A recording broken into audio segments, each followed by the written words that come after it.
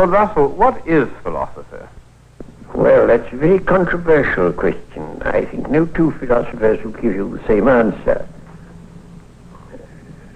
My own view would be that philosophy consists of speculations about matters where exact knowledge is not yet possible. But that will only be my answer, not anybody else's. What's the difference between philosophy and science?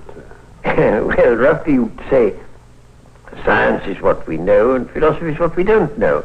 That's a simple definition. And for that reason, Christians are perpetually passing over from philosophy into science as knowledge advances. When something is established and discovered, it ceases to be philosophy and becomes science. Yes. And all sorts of questions that used to be labeled philosophy are no longer so labeled. What good is philosophy? I think philosophy has two uses, really. One of them is to keep alive speculation about things that are not yet amenable to scientific knowledge. After all, scientific knowledge covers a very small part of the things that interest mankind and ought to interest them. There are a great many things of immense interest about which science, at present at any rate, has nothing to say. And I don't want people's imaginations to be limited and enclosed within what can be now known. And I think to enlarge your imaginative purview of the world into the hypothetical realm is one of the uses of philosophy. But there's another use which I think is equally important, which is to show that there are things we thought we knew and don't know.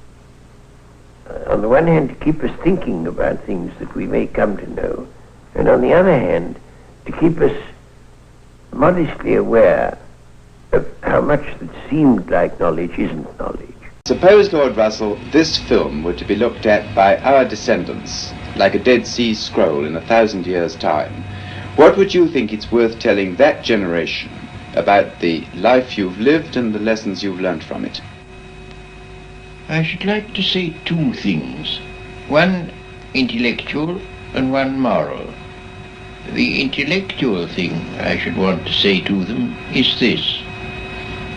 When you are studying any matter or considering any philosophy, ask yourself only what are the facts and what is the truth that the facts bear out. Never let yourself be diverted either by what you would wish to believe or by what you think would have beneficent social effects if it were believed.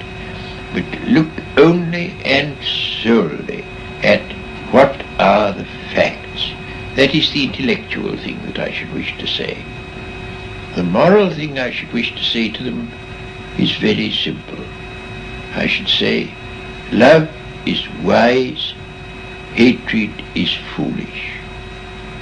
In this world, which is getting more and more closely interconnected, we have to learn to tolerate each other.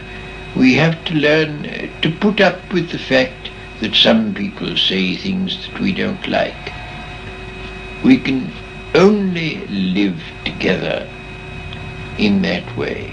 And if we are to live together and not die together, we must learn a kind of charity and a kind of tolerance, which is absolutely vital to the continuation of human life on this planet.